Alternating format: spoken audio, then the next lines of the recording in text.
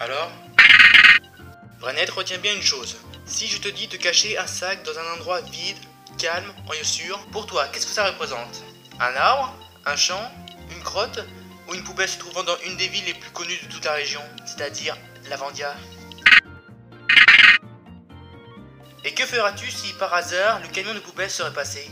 Sachant que ce sac contenait la caméra, le trépied, le CGT, l'ordi, le soin et tes 5 autres compagnons de voyage.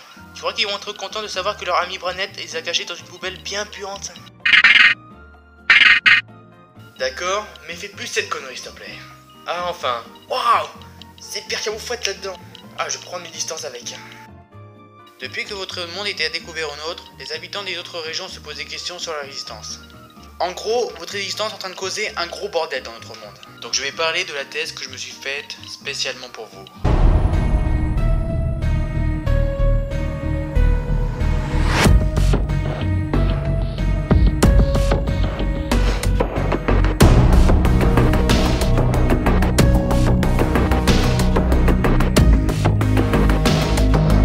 Tout commença dans le néant, lequel naquit un œuf dont tout le monde connaît l'existence. Branette, c'est toi qui as fait ça? Je parle bien d'Arceus. Il n'y a pas de suspense. Mais selon cette rumeur, Arceus est né en tant que bébé. Mais ce bébé naîtra avec un immense pouvoir qu'il ne maîtrisera pas encore. Donc, sans savoir ce qu'il devait faire, il erra dans le néant. Il erra... Mais un jour, il rencontra un voyageur possédant le même pouvoir que lui. Ils se firent connaissance, ils se lient d'amitié, ils deviennent amis. Et ils partirent tous les deux comme un dresseur et son poncho. Ou comme un maître et son chien, si vous préférez. Et un jour, le voyageur comprit son pouvoir et s'arrêta pour l'utiliser. Et il créa l'espace et le temps. Ensuite la matière qui est l'eau et la terre. Et le reste jusqu'à y créer la vie. Mais après cela, bébé Arceus voulut lui aussi créer la même chose que son maître. Mais il échoua à cause de sa jeunesse. Et après cet échec, il eut une idée. Il a eu l'idée de prendre des échantillons de chaque élément du monde de son maître. Et son idée était très simple. À ce stade-là, Arceus ne pouvait que créer la vie. Donc il eut l'idée de fusionner ses échantillons et son pouvoir, et il créa des formes vivantes qui possèdent des pouvoirs différents que bébé Arceus. Et ces expériences se mettent à faire le travail par l'instinct de leur élément.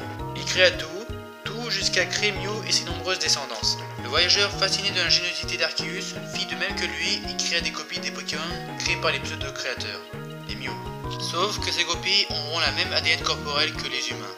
Et puisqu'à l'époque, il n'y avait que des Amoelita, des Kabuto, des Granidos ou des Emagara, et bah le voyageur créa les dinosaures. Et c'est ensuite qu'Arceus a voulu faire la même chose, mais avec les humains. Oui, vous l'avez peut-être compris. Vu que les humains peuvent que se battre, penser ou voler, Arceus décida d'améliorer ses capacités pour en créer des types, et en intégrant aussi son ADN corporel. Ce qui créa les Pokémon que nous connaissons tous. Caraclé, Macogneur, Hypnomad, et notamment Galam et Gardevoir. Et le tout pour le tout, le voyageur enverra ses humains dans le monde des Pokémon pour y cohabiter avec. Les Pokémon et les humains sont instinctivement liés d'amitié, car la relation qu'avaient Arceus et les voyageurs a été transmise à leur création. Donc ne vous dites pas que Pokémon c'est pour les bébés, car même si un Tyrannosif joue avec son dresseur, tout cela est juste normal. Les Pokémon et les humains sont juste programmés pour être ensemble. Et pour répondre à une des plus grandes questions sur le web Pokémon, sur le sujet de pourquoi les humains ne peuvent pas se faire capturer, eh bien moi je vais vous répondre. Et dès maintenant vous savez que les humains ne descendent pas des Pokémon, ce sont juste des êtres vivants sans lien de sang. Mais qu'est-ce que les humains et les animaux ont-ils en commun? Idem pour les Pokémon qui ne sont d'ailleurs pas de la même espèce. Eh bien ce qui les lie, c'est l'ADN corporel. La Pokéball capture les Pokémon car elle reconnaît l'ADN programmé. Si elle touche un humain, elle essaiera de l'attraper, mais elle ne pourra pas transférer l'ADN corporel avec le fameux rayon rouge. Et au final, il y aura un bug, ce qui va pétrifier l'humain pendant quelques instants. Merci de votre attention. Ciao.